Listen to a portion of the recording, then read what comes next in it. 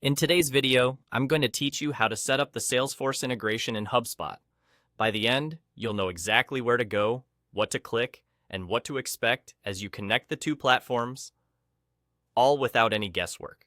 Before we start, make sure you're signed in to your HubSpot account and that you have your Salesforce login details handy. It helps to have a stable internet connection and the necessary permissions in both tools, since authorization prompts are part of the process.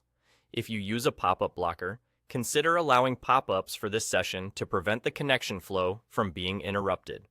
Let's begin in HubSpot. Look to the top right of your screen for the Marketplace icon. Click that and then choose HubSpot Marketplace from the menu. This takes you into the place where you can find and install apps that work with your HubSpot portal. Once you're in the Marketplace, use the search bar to type in Salesforce. You'll see the Salesforce listing appear in the results. Click on it to open the app page. Here, you can review a clear overview of what this integration offers.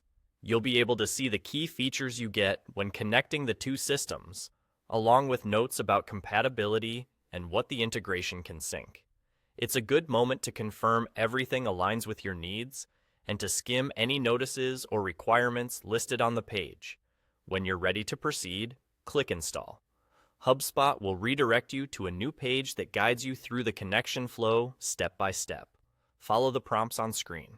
As part of this guided process, you'll be asked to log into your Salesforce account. Enter your credentials securely and continue with the authorization screens that appear. You may be asked to grant permissions so HubSpot can communicate with Salesforce. Review the details, then allow access to move forward. After you complete the authorization in Salesforce, you'll be taken back to HubSpot to finish up. You should see a confirmation that the integration is connected and that the app is installed. If you're ever unsure during the flow, look for the help links or short explanations on the pages. They're designed to clarify each step without leaving the setup. And there you go. That's all.